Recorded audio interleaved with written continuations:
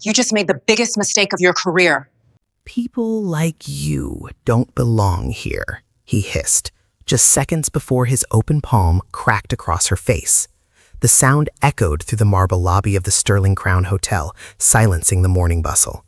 A silver card spun across the polished floor, skittering past the designer heels of stunned guests. The manager's hand still hung in the air, tensed, unrepentant, like he expected applause. She didn't move, didn't flinch. Her skin stung. Her pride didn't. The woman he just slapped, in front of cameras and concierges, wasn't just another guest asking questions. She owned the building. And in less than 5 minutes, she was about to own every second of what came next. But let me back up. Before this viral moment, before the slap that would change everything, Zaria Monroe was just another well-dressed black woman wheeling a carry-on through a 5-star lobby, trying to blend in. Not because she had to, but because she wanted to see firsthand how her staff treated people who looked like her when they thought no one important was watching. So before we dive into how one of Houston's most elite hotels got turned upside down before breakfast, tell me where you're watching from and make sure you're subscribed, because of tomorrow's story, it's even crazier. Now, let's rewind about 15 minutes. Zaria's heels clicked against the stone floors as she stepped through the glass doors of the Sterling Crown, a 42-story hotel known for its lavish chandeliers and even more lavish reputation. Her navy suit was tailored to perfection, her curly hair pulled into a sleek low bun, and her face carried that glow, the kind that says confidence, not conceit. But from the moment she approached the front desk, it started. The shift, that cold tone, the stiff smile, the unspoken question behind every glance. Do you really belong here? She'd seen it before, too many times, at banks, at airports, even in boardrooms. But this wasn't just any hotel. It was hers. Well, technically, it belonged to Monroe Luxe Hospitality, the luxury hotel group Zaria built from the ground up. She'd acquired the Sterling Crown just last year, rebranding in progress, new leadership in place, and dozens of diversity pledges signed. And yet, here she was being treated like an inconvenience, again. She handed over her ID and black card. The clerk squinted at the screen, typed something, and frowned. "There's an issue with your payment." Zaria leaned in, calm, composed. "Can you clarify the issue?" Before the clerk could stammer out a reply, he showed up. Douglas Brandt, general manager, white, mid-50s. The cologne of old money and old prejudice hit before he even opened his mouth. And when he did, the words dripped like acid. "People like you don't belong here." Then came the slap, and 5 minutes later, she fired every single one of them. 15 minutes earlier, the sun was just beginning to climb above downtown Houston, casting soft amber light across the windows of the Sterling Crown Hotel. It was a Tuesday, ordinary to most.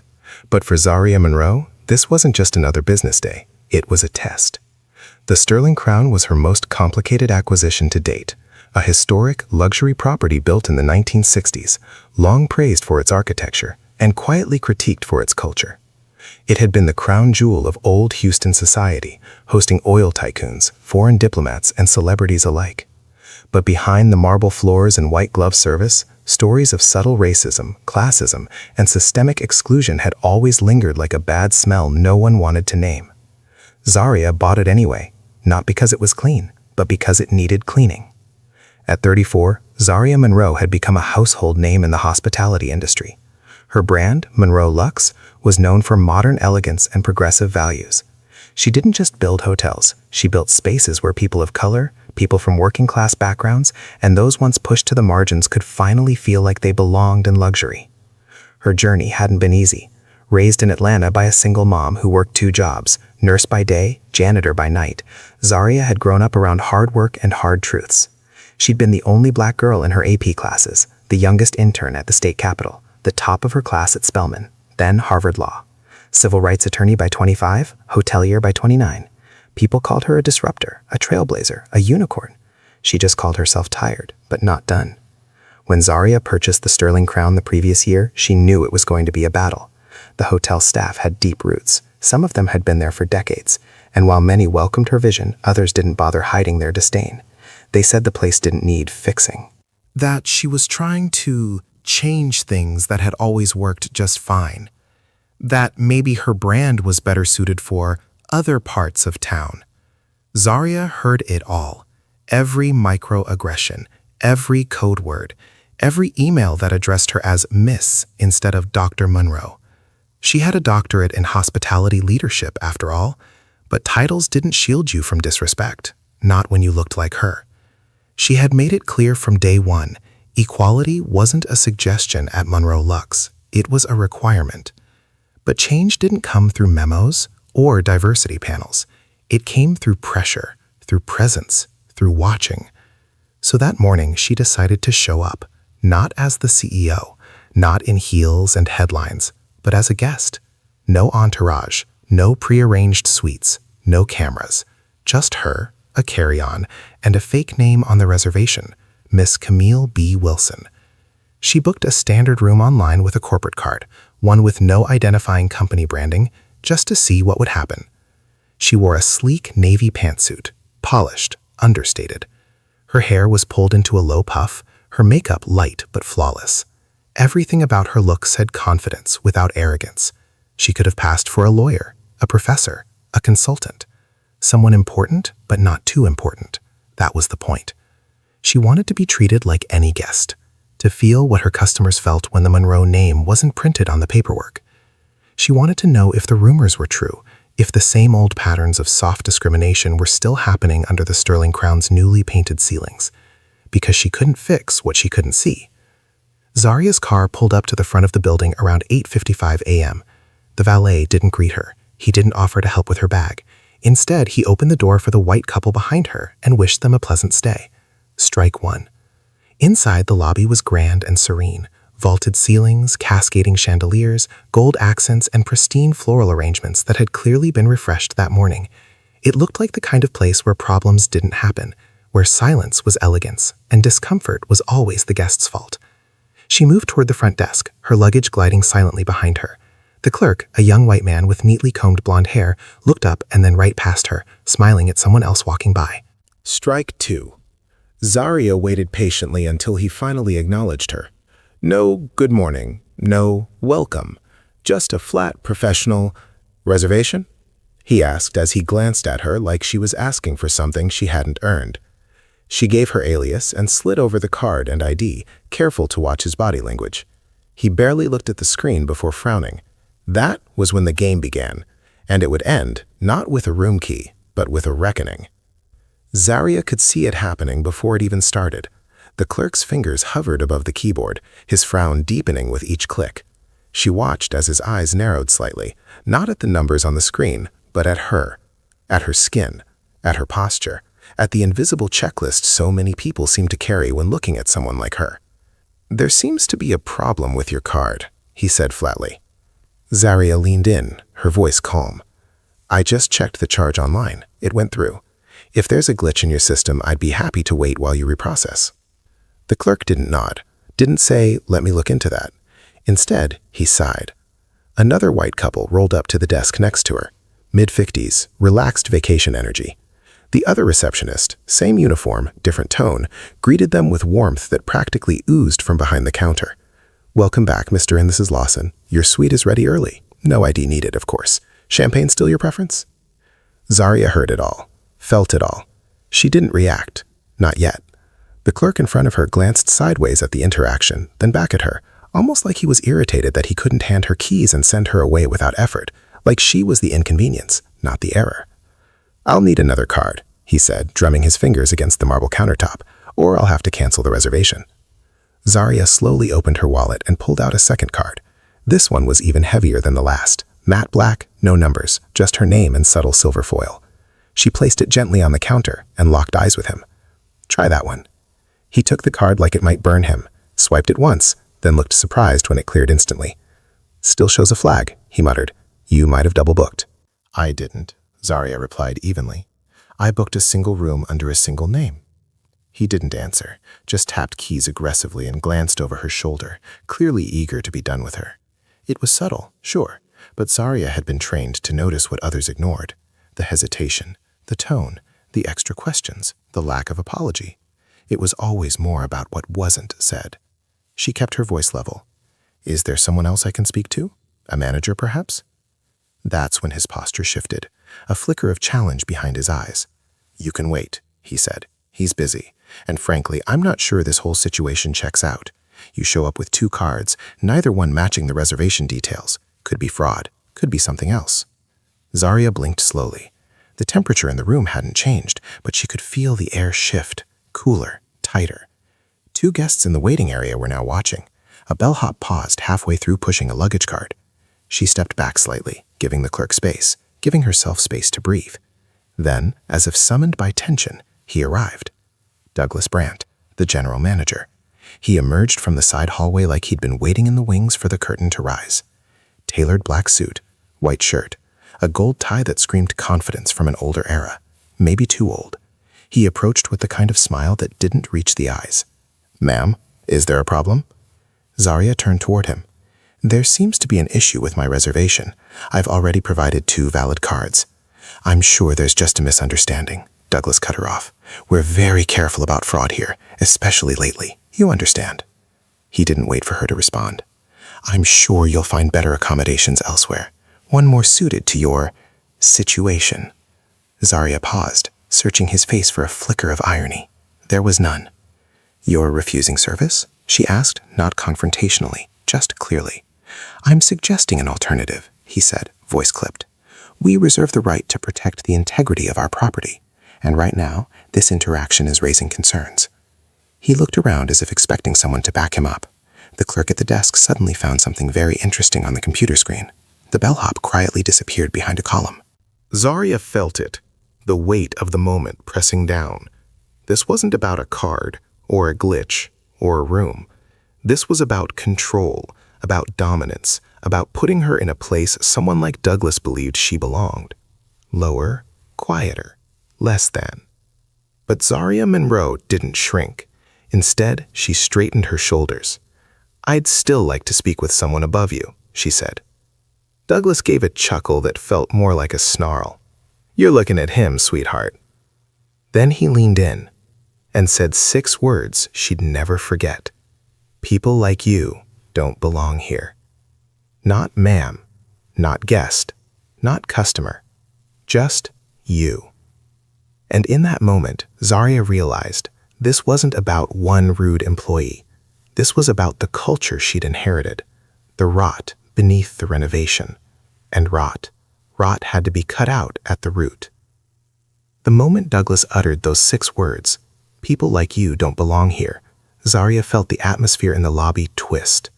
It was the kind of phrase that echoed long after it left the speaker's mouth, not just because of the words themselves, but because of everything they carried. Decades of implication, centuries of weight.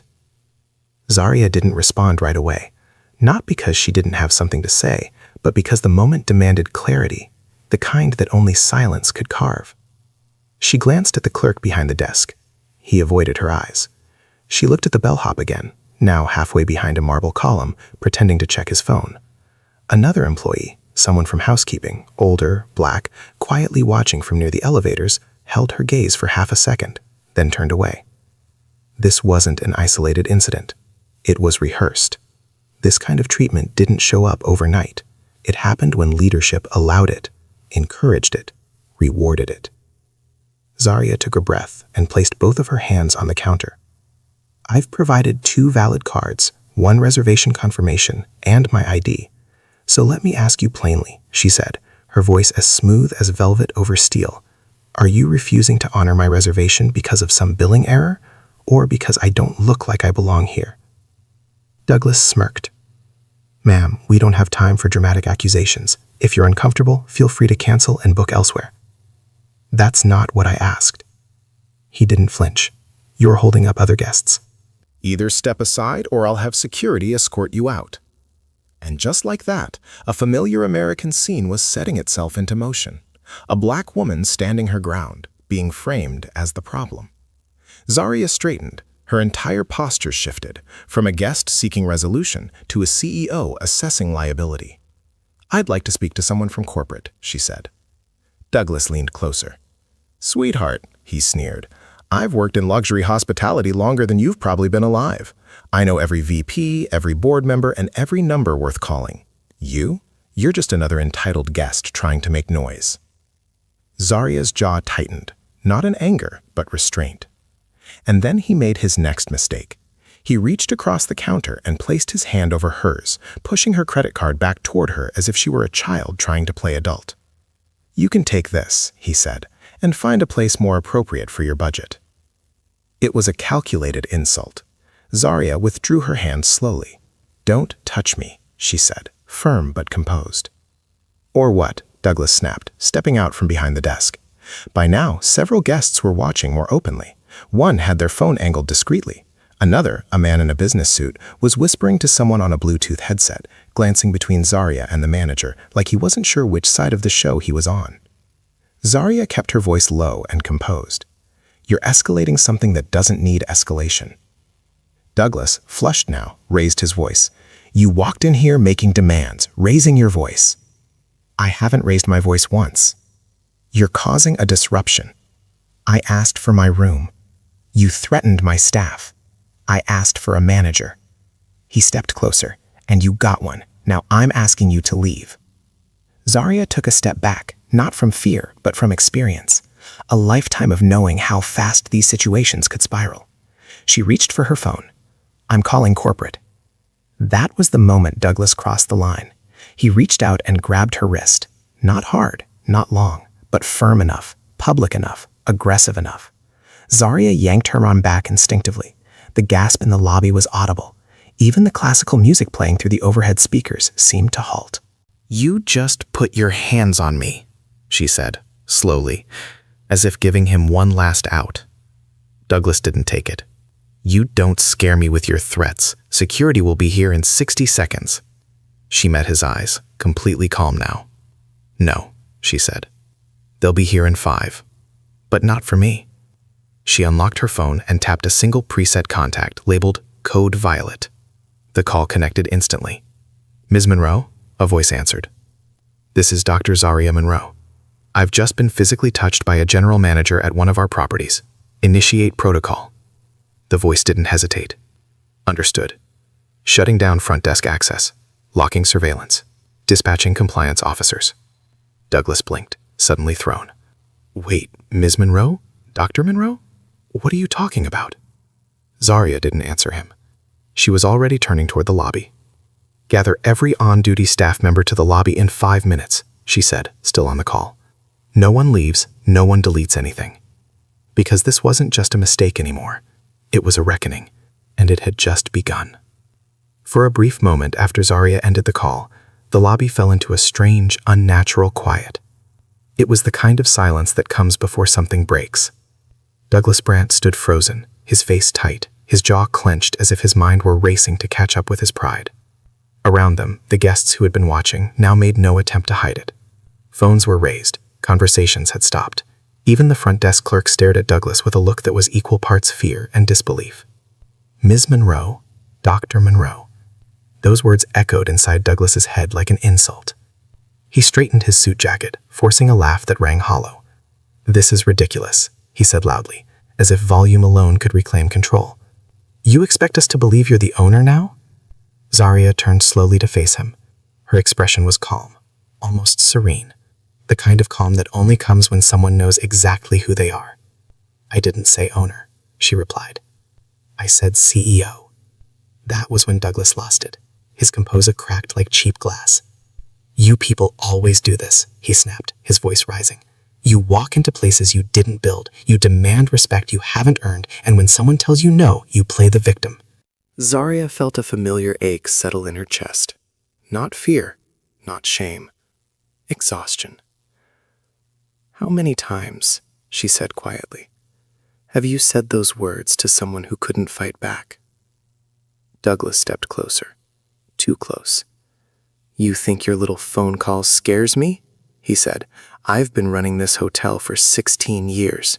I built this place into what it is, not you, not your company." She didn't move. "I asked you not to touch me," Zarya said. "This ends now." But Douglas wasn't listening anymore. In his mind, the story had already been written. A disruptive guest, a confrontation, a removal. He reached out again. This time, not for her wrist, for her face. The slap came fast and sharp. The sound cracked through the lobby like a gunshot. Zaria's head snapped to the side as the sting exploded across her cheek. Her earring flew loose, clattering against the marble floor. For a split second her vision blurred, not from the pain but from the shock of it. The world froze. Someone gasped. Someone swore under their breath. A woman near the elevators covered her mouth. Douglas's hand lingered in the air, trembling now. The rush of adrenaline that had carried him through the moment was already draining, replaced by something far more dangerous. Realization. Zaria didn't fall. She didn't scream. She didn't strike back. She stood perfectly still. Slowly, deliberately, she turned her face back toward him. Her cheek was red. Her jaw was tight. But her eyes were steady, unblinking, watching. The power in the room shifted instantly. Douglas took a step back without realizing it. The confidence drained from his posture. He opened his mouth, then closed it again. That, Zaria said calmly, was the worst decision of your life. She bent down, picked up her fallen earring, and straightened. Her voice never shook. You just assaulted me. In public, on camera, in a building owned by my company. Douglas tried to recover. She attacked me, he said quickly, turning to the nearest security guard. She's aggressive. I felt threatened. The guard hesitated, because he had seen everything. And so had everyone else. Zaria turned slightly, addressing the room now, not Douglas. Ladies and gentlemen, she said, her voice carried across the marble and glass. Thank you for witnessing what happens when power goes unchecked. She raised her phone, which was still recording. 5 minutes ago, I requested my room. 2 minutes ago, I asked not to be touched. And just now, I was slapped by a manager who believed my presence here was an insult. Her gaze returned to Douglas. Security footage is locked, compliance is en route, and every action taken in this lobby today will be reviewed. Douglas shook his head, panic creeping into his eyes. You can't do this, he muttered. This isn't how it works. Zaria nodded once. You're right. Then she took a breath. This is how it ends. The overhead intercom chimed. Once. Twice. 3 times. The signal for an all-staff emergency meeting. Zaria didn't need to raise her voice. All on-duty staff report to the main lobby immediately, she said into her phone. This is not optional. She ended the call and slipped her phone into her pocket. Then she looked Douglas Brandt in the eye one final time. You didn't recognize me when I walked in, she said quietly, but you're going to remember me for the rest of your life. Behind them, footsteps echoed as employees began to gather. And 5 minutes after the slap, the reckoning truly began. 5 minutes. That's all it took. 5 minutes after the slap, the lobby of the Sterling Crown had transformed from a quiet space of whispers and tension into a gathering storm of consequence. It started with the chime, 3 distinct tones over the hotel's PA system, soft but unmistakable. Only the leadership team and veteran employees would recognize it for what it was. Code Violet, a term reserved for emergency-level corporate incidents. No drills, no warnings. If you heard it, you dropped everything and moved. Fast. Within seconds, staff began filing into the lobby. Housekeeping, maintenance, front desk, food service, security. They moved quickly but cautiously, glancing at one another with tight jaws and quiet questions in their eyes. Most had never seen a Code Violet triggered in real life, but they've been trained on it, and somewhere deep down, every single one of them knew what this meant. Someone had messed up. Bad. Zaria stood in the center of the room, the faint red mark still fresh on her cheek. Her hands were calm at her sides. Her posture was steady. Her voice, when she finally spoke, was quiet, but it carried. Thank you for coming, she said. I won't keep you long. The buzz of small talk ceased immediately. Douglas was still there, off to the side now, stiff and pale. His earlier bravado had drained away. He was no longer leading this lobby. He was surviving it. I know most of you don't recognize me, Zaria continued. My name is Dr. Zaria Monroe. I am the CEO of Monroe Lux Hospitality Group, the ownership company of the Sterling Crown. A ripple of shock moved through the staff. Some gasped. Others looked down, avoiding eye contact, their brains quickly rewinding to anything they might have said, done, or allowed over the last few months. Only a few nodded slowly, as if a missing piece had finally locked into place. Zarya pressed forward. About 20 minutes ago, I entered this lobby as a guest. I presented a valid reservation and was met with suspicion. Then hostility. Then aggression. She paused, letting the weight of that sink in. And 5 minutes ago, I was physically struck by a manager in this building, on camera, in front of guests. No one spoke. No one moved. Zarya's voice remained even. I've reviewed dozens of complaints about this property, many from black and brown guests, some from staff. Reports of unequal treatment, double standards, policy abuse, disrespect, all dismissed by local leadership. Her eyes swept the room. This morning, I came to see for myself, and what I found was worse than I expected. She turned to face Douglas directly. Effective immediately, Mr. Brandt, your employment is terminated. Your access credentials have been revoked. You are not to speak to any staff member, guest, or media representative. Security will escort you out once this meeting concludes. Douglas took a breath like he might argue, but no sound came out. Zarya turned back to the group. As for the rest of you, I'm invoking Clause 8 of our Corporate Conduct Agreement, Emergency Operational Shutdown. This hotel is now closed to all new check-ins. Current guests will be accommodated until checkout, and no one else will be admitted. Someone in the back murmured, "She's serious." Zarya continued without breaking stride.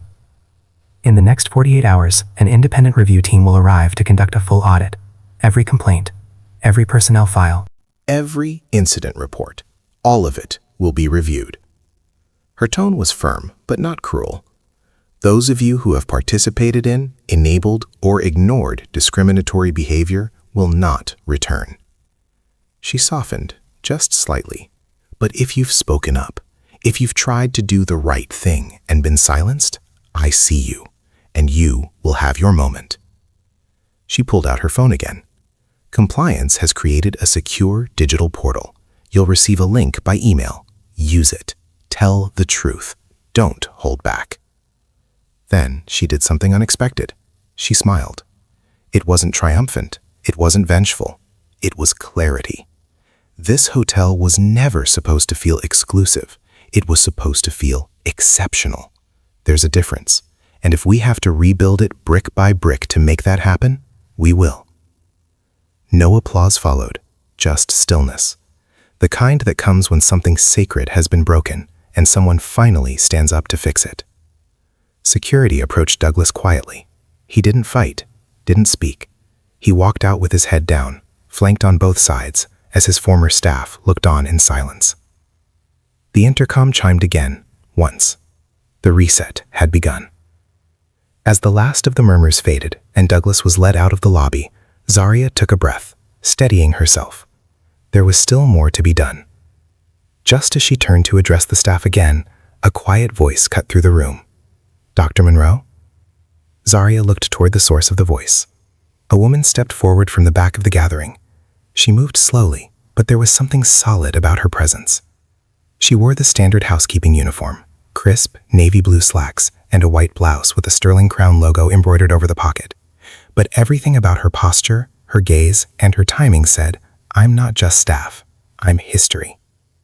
The woman was in her early 60s, black, with deep smile lines carved by years of hard work and grace. Her gray curls were neatly pinned back, and her eyes held a quiet fire.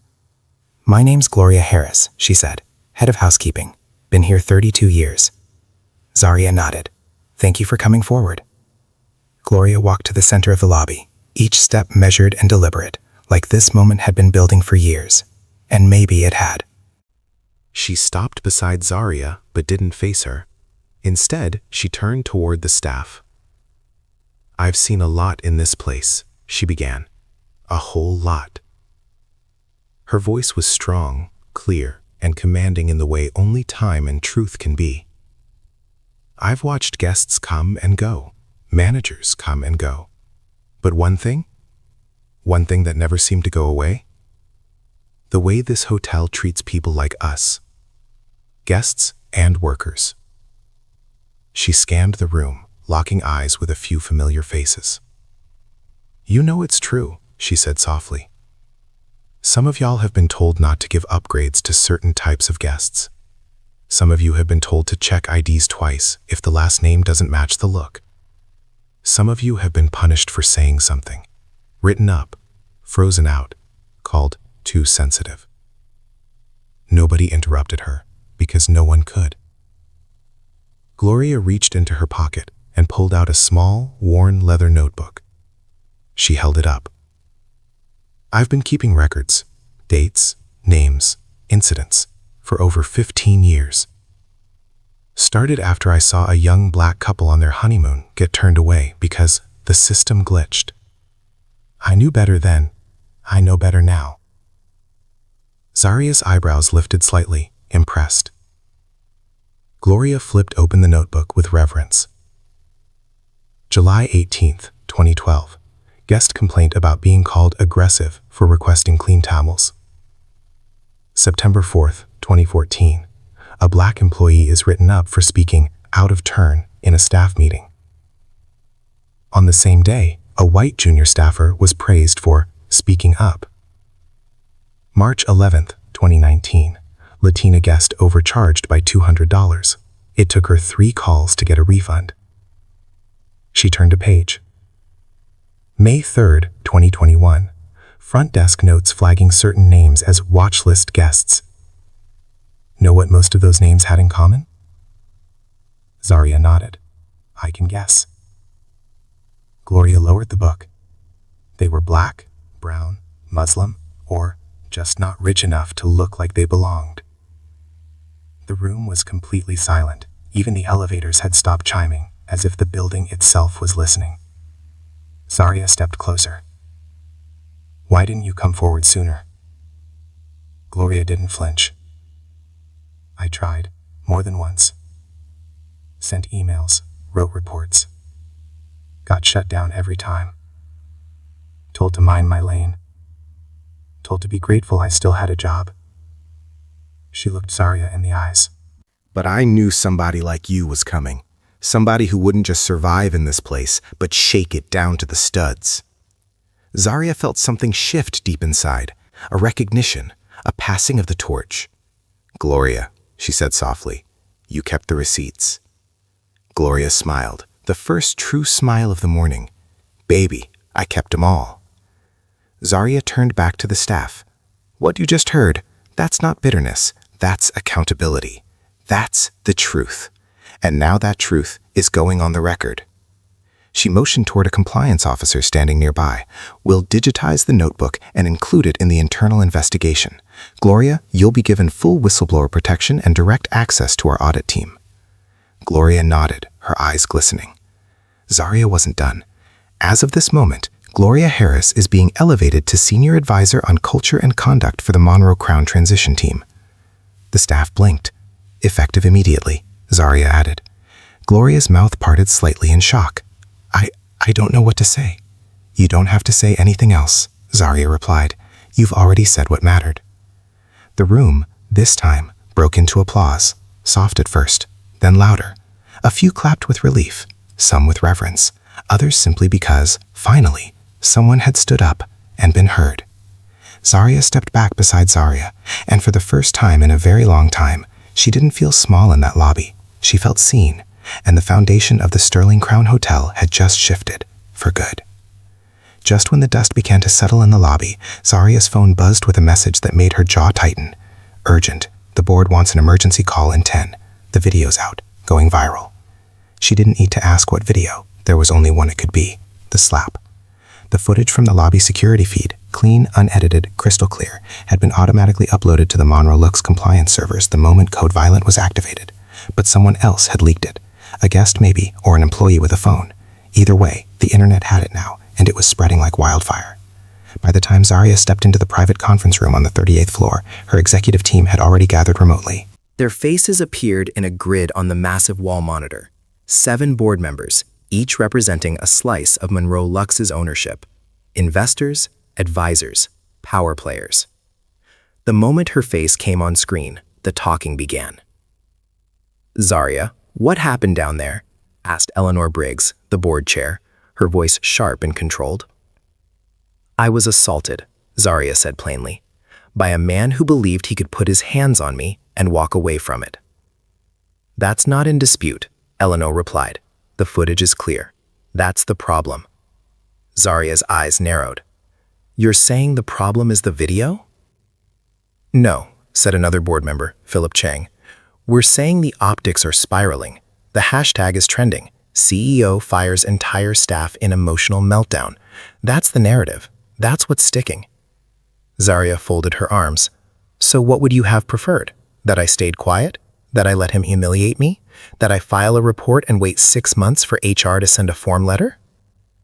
Eleanor cut in before anyone else could respond. "Zaria, we support you, but this story is moving faster than we can control. Major partners are asking questions. Media outlets are spinning versions we haven't approved. We need a containment strategy." Zaria sat down slowly, her face unreadable. "Containment," she repeated. "Of the truth?" Eleanor shifted. "Of the message. This company cannot afford to look unstable." Another board member, Richard Ames, chimed in, his voice low and cautious. "We're recommending a short-term suspension of operations at the Sterling Crown, pending internal review." "It's already shut down," Zaria said. "I ordered it myself." "Well," Richard continued, "we're also suggesting a soft statement from corporate, something neutral, emphasizing regret, clarifying that your presence there was unofficial." "You want me to say I wasn't there in a professional capacity?" Zaria asked, her voice rising. "That I was just a woman who walked in off the street and got hit?" Eleanor raised her hand. "Zaria, we're not undermining your position." "Really?" Zaria snapped. "Because it sounds like you're asking me to downplay my own assault to protect your stock prices." There was silence, until Philip spoke again. "There's also the Brandt family to consider. Douglas's uncle is a legacy investor, very vocal, very litigious." And very comfortable, Zaria said coldly, with enabling a culture of racism. "Be that as it may," Eleanor interjected, "he controls 8% of Class B shares, and he's already threatening to sue." Zaria let out a breath, slow and sharp. "Let me make this very clear," she said. "I built this company from nothing. Every hotel, every training manual, every line of our employee code of ethics came from my vision. If the board is more worried about protecting abusive managers than protecting the culture we promised our guests and staff, then you're not defending Monroe Lux. You're defending the very system we set out to dismantle." Eleanor's tone softened, but only slightly. "Zaria, we're asking for time. Let the review process happen. Step back for 48 hours. Let us manage the message." "No," Zaria said flatly. "You don't get to manage me." "Then you leave us no choice," Philip said. "We'll have to convene a vote of executive confidence. If 2/3 agree, you'll be temporarily suspended pending review." Zaria didn't flinch. "Go ahead, vote. But be prepared for what comes next." "And what's that?" Eleanor asked carefully.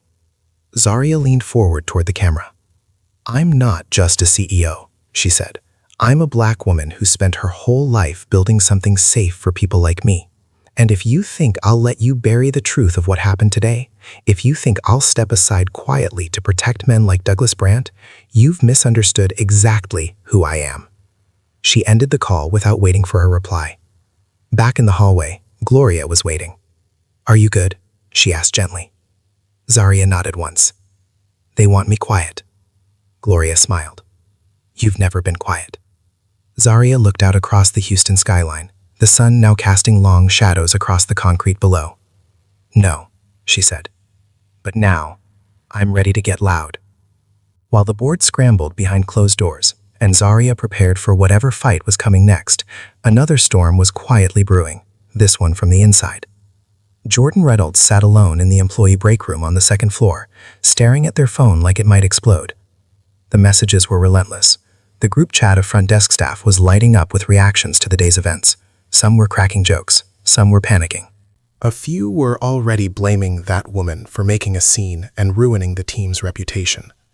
Jordan scrolled through it all, stomach sinking with every comment.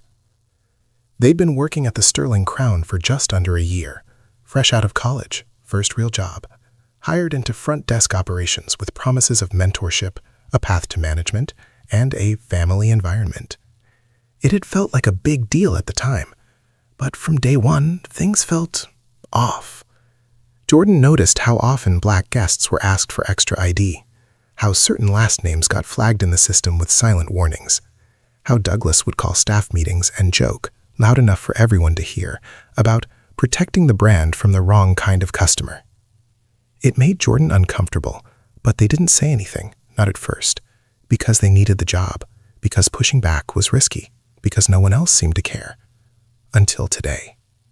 Jordan had been at the desk when Zaria walked in. They'd watched the entire encounter, first with confusion, then dread, and finally shame. The cold tone, the way Douglas dismissed her, and then the slap. It wasn't just wrong, it was terrifying. And what haunted Jordan most wasn't the violence, it was the moment they realized who she was. They'd seen her photo on company-wide emails, read quotes from her in the Monroe Lux newsletter. She was the face of the company's values, and they hadn't recognized her. Or maybe they had, and were too scared to act. Now it was too late for excuses, but maybe it's not too late to do something right. Jordan opened their laptop and plugged in a USB drive. They'd been quietly backing up certain files for months, nothing malicious, just instinct.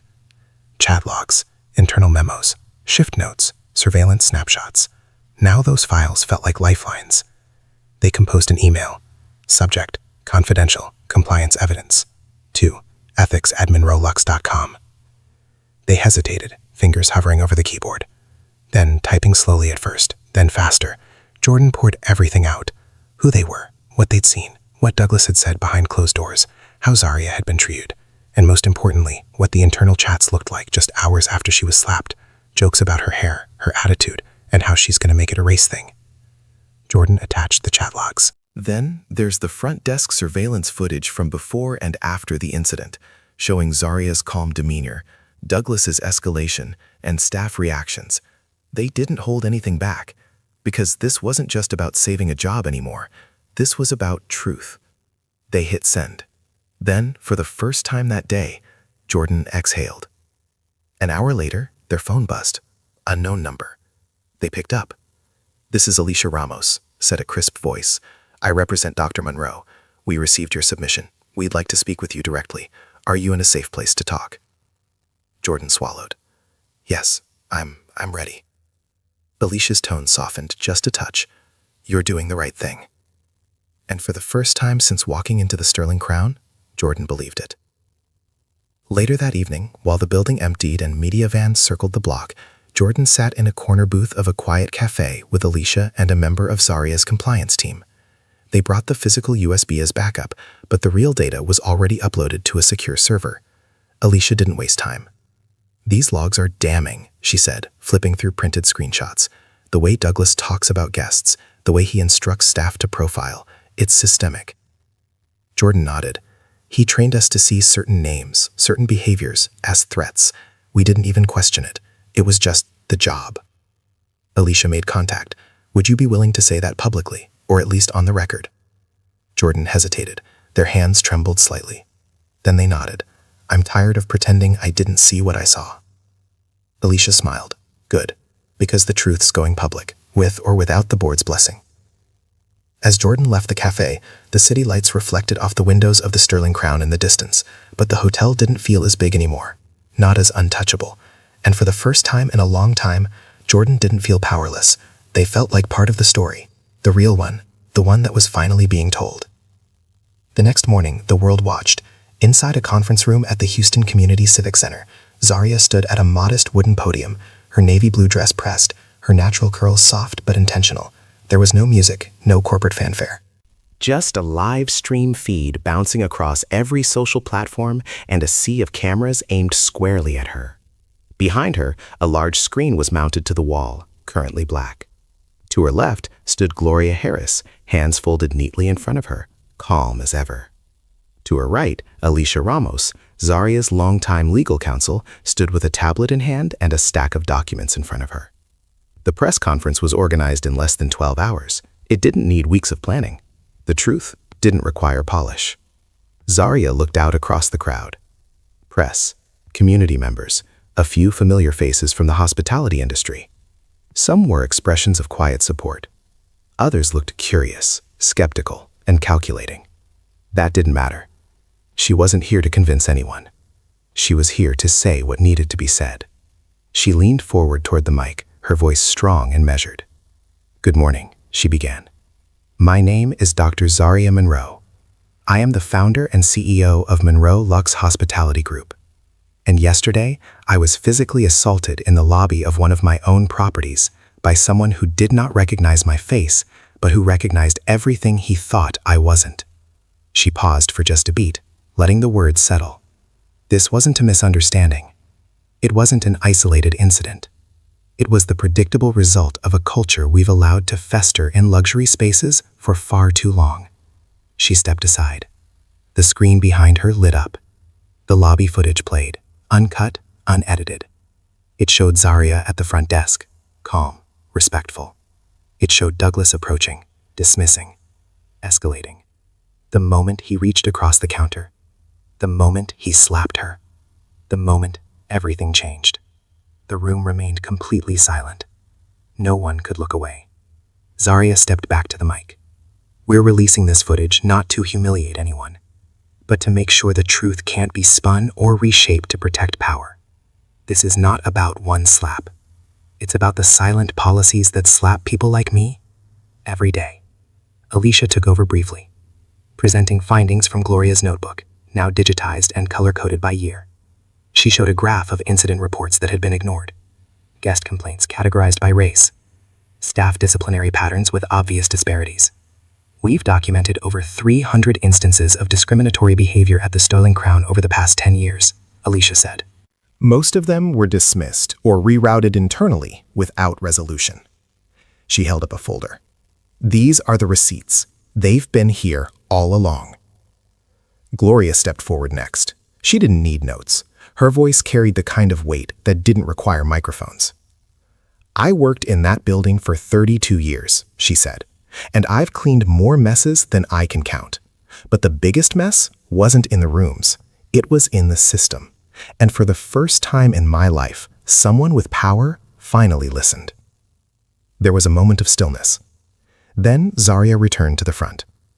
"Here's what happens next," she said. "Sterling Crown will remain closed. We are launching an independent civil rights audit across all Monroe Lux properties. Every complaint will be re-examined. Every past employee will have the opportunity to testify without fear of retaliation." She held up a single sheet of paper. "And I am invoking Clause 7C of our corporate charter, which allows for a shareholder vote when systemic discrimination is proven. We will not allow legacy investors to hide behind silence. Not anymore." A reporter raised a hand. "Dr. Monroe, what do you say to those accusing you of overreacting, of using this moment for personal gain?" Zaria didn't blink. "I didn't ask to be slapped," she replied, "and I didn't choose to fire my staff. They made that choice when they chose silence. This isn't a power move. It's a correction." Another reporter asked, "What would you say to young women watching this who fear standing up might cost them everything?" Zaria's voice softened, just slightly. "I'd say this," she answered. "If someone hits you, physically, emotionally, systemically, you don't owe them your silence. You owe yourself the right to be seen. Even if your voice shakes, use it. Because the only thing more dangerous than speaking up is not speaking at all." The room fell silent once more. And when the feed cut to black, the internet exploded, not with controversy, but with clarity. Zaria hadn't just taken back her hotel. She'd reclaimed the narrative.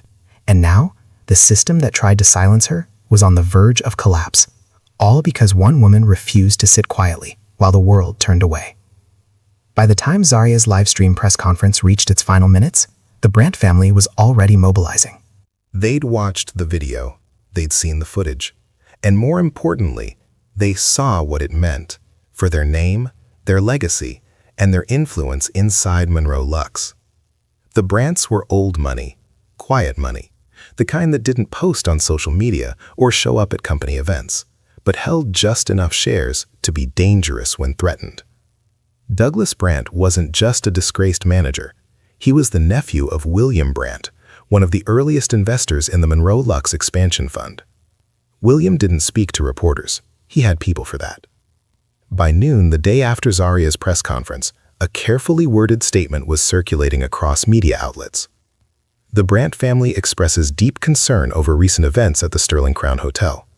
While we unequivocally condemn violence of any kind, we believe the situation has been exaggerated and politicized. Douglas Brandt has served the hospitality industry for over 2 decades and is a decorated operations veteran. We urge caution in rushing to judgment and encourage all parties to respect the due process of internal corporate review. It was the corporate version of "he didn't mean it," dressed up in language that could pass for accountability, but wasn't. Worse, it came with action. An anonymous source from inside Monroe Lux's investor network leaked an email chain, one that showed William Brandt had contacted 2 board members the night before, urging them to reconsider Zaria Monroe's leadership approach and pursue a more stabilizing alternative.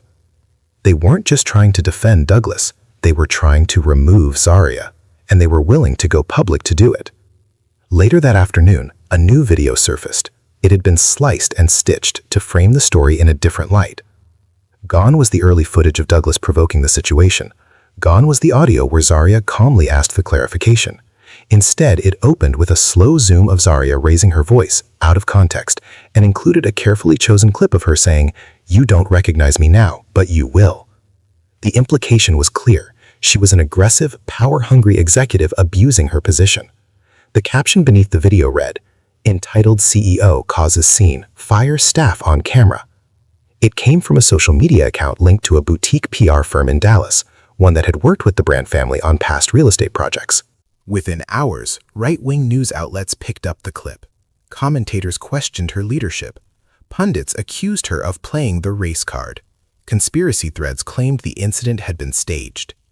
It wasn't about truth anymore. It was about noise, and the Brandts were flooding the zone. Inside Monroe Lux headquarters, Zaria sat with Alicia, her legal team, and 3 trusted executives. Her jaw was locked.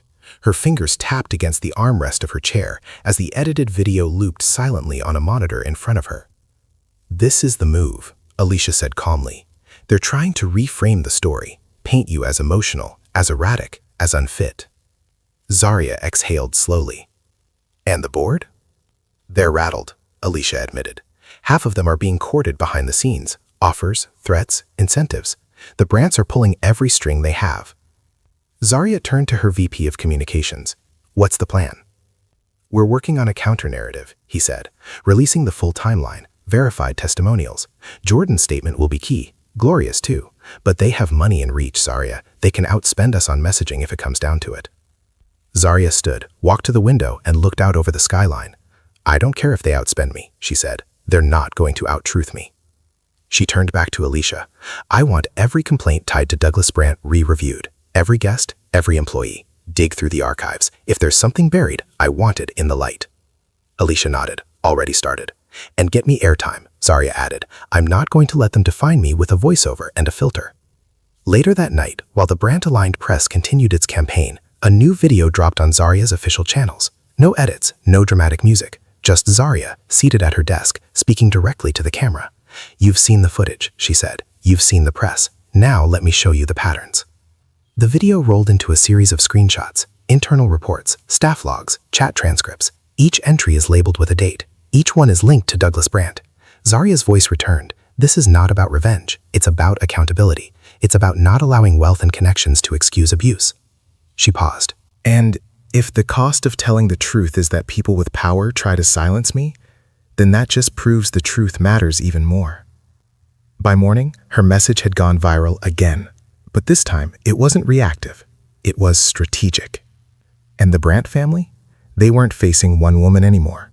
They were facing an entire movement she just ignited. 3 days after the incident, Monroe Lux called an emergency shareholder meeting. The room was quiet, polished, and tense. Inside the Executive Conference Center on the 48th floor of Monroe Lux's Houston headquarters, a long oval table gleamed beneath recessed lighting. At its head, Zaria Monroe sat straight-backed in a charcoal blazer, her expression calm but unreadable. To her right sat Alicia Ramos, legal counsel and trusted friend. Across the table were the board members, Eleanor Briggs, Philip Chang, Richard Ames, and 4 others. Representatives from the investor group filled in the gallery behind them. Some watched with interest, others with caution. 1 or 2 avoided eye contact altogether. This wasn't just a meeting. This was a vote. Eleanor cleared her throat. We're here to determine the future of leadership at Monroe Lux, specifically in regard to Dr. Zaria Monroe's conduct at the Sterling Crown property and her response to the incident that followed. Zaria said nothing. She didn't need to. Her evidence had already spoken for her. Eleanor continued. Over the past 72 hours, a number of stakeholders have voiced concern about reputational damage, operational instability, and whether appropriate corporate protocols were followed. Philip Chang chimed in. There's also concern about investor confidence. Our stock dipped 12% in 2 days. Several partnerships are pausing engagement until this is resolved. Alicia leaned forward. And yet, the full video of the incident has been viewed 11 million times. Public support is overwhelmingly on Dr. Monroe's side. Your definition of instability sounds a lot like accountability. Eleanor held up a hand. Let's stay focused. This vote is not about popularity. It's about governance. Zaria finally spoke. In that case, she said evenly, I trust you've all read the full compliance report, including Gloria Harris's logs, Jordan Reynolds' testimony, the chat transcripts, the security footage, the family connections, the manipulation attempts. No one interrupted her. I'm not asking for immunity, she continued.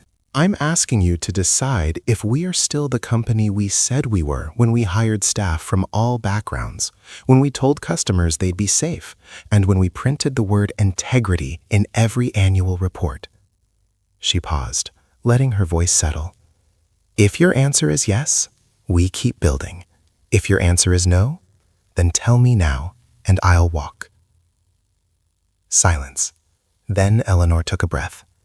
We will now proceed with the vote.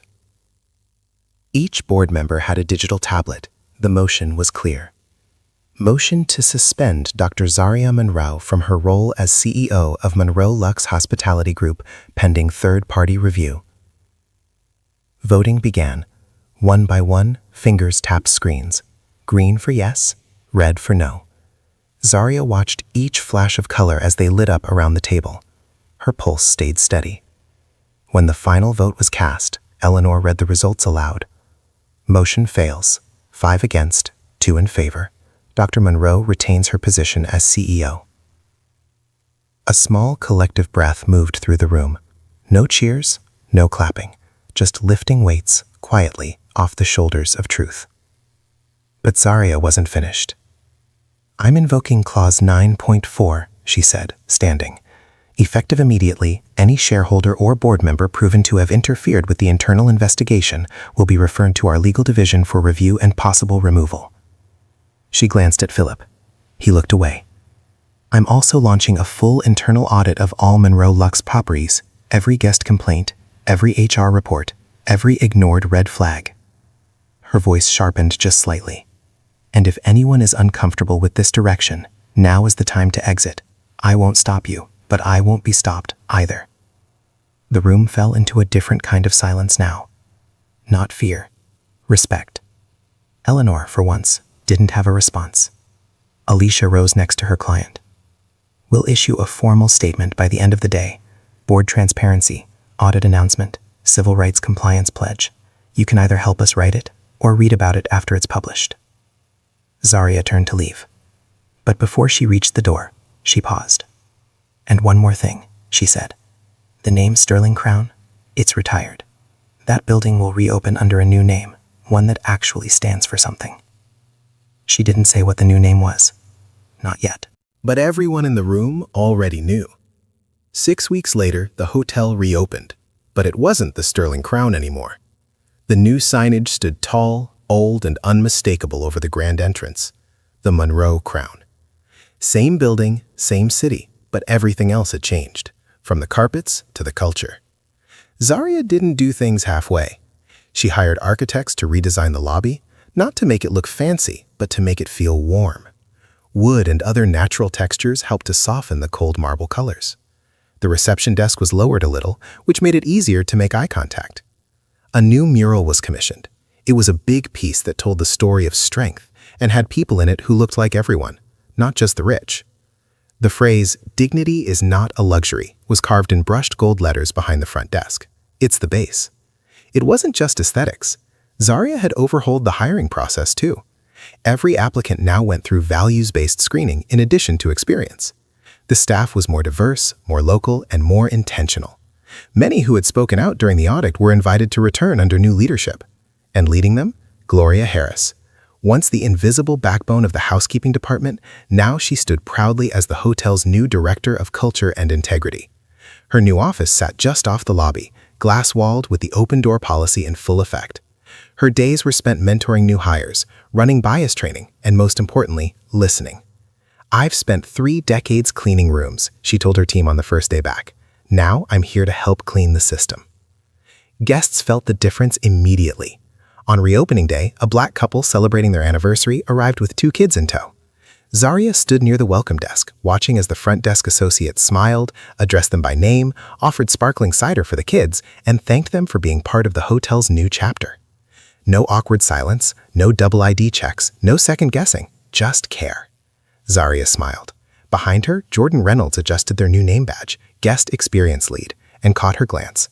Jordan had stayed, not out of guilt, out of purpose. They were now helping develop Monroe Lux's internal guest equality software, which flagged unfair treatment patterns, not based on people, but on how systems responded to certain guests. Accountability wasn't personal anymore. It was structural. As the day wound down, a small ceremony was held in the rooftop garden, which had been converted into a space of reflection and recognition. Staff gathered, partners visited.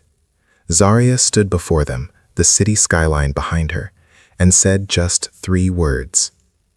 "We are new." Not perfect, not finished, but new. Then she turned and called Gloria forward. In front of everyone, she handed her a framed certificate, the Lifetime Legacy Award. Gloria's eyes misted as she held it. "I used to wonder," she said softly, "if I'd retire and nobody would even remember I was here. Now I know. I didn't just work here. I helped change it." The applause was real. No one looked away. No one whispered. No one dismissed it as a diversity moment. It was a justice moment, the kind you build around. Back inside, the Monroe Crown hummed with new energy. Music played gently through the speakers, uplifting, not generic. Art on the walls featured local creators. Even the uniforms had changed. No longer stuffy tuxedo vests, but sleek, modern, comfortable wear, designed for movement and dignity. Zarya walked through the lobby, her heels soft against the new flooring. She passed by old guests returning to see the change and new guests curious to be part of something honest. For the first time, this place felt like hers. Not because her name was on the building, because its values finally matched her own. The Monroe Crown was no longer just a hotel. It was a statement, and it was only the beginning. That night, Zarya stood alone in one of the suites overlooking the city. The Monroe Crown sparkled below her, and its windows glowed with a warm gold light. Guests checked in at the front desk. The staff moved with quiet confidence. The building felt alive. It had changed, but was still there. She sipped from a mug of tea, her reflection merging with the skyline behind the glass. This fight, it hadn't been about a hotel. It had been about something deeper. About how easily people in power can forget that respect isn't a favor. It's a right. About how silence can protect the wrong people and how institutions, no matter how beautiful on the outside, can rot from within if no one is willing to confront the truth. Most of all, it was about how dignity is not something you ask for, it's something you claim. And claiming it, especially as a woman of color, comes with a cost, a very real cost. Zarya had paid that price, but she'd also watched what happens when one voice, calm, clear, unshaken, refuses to back down. She thought about her mother, who had worked night shifts cleaning offices so Zaria could one day walk into boardrooms. She thought about Gloria, who had spent decades writing down the wrongs no one else would say out loud. And she thought about Jordan, who risked their future to tell the truth, not because they had to, but because they finally couldn't keep looking the other way. It takes a village to build something strong, but sometimes it only takes one moment to burn it down, or rebuild better. Zaria chose the latter. Not for headlines, not for legacy, but for everyone who's ever been told, quietly, cruelly, repeatedly, that they don't belong.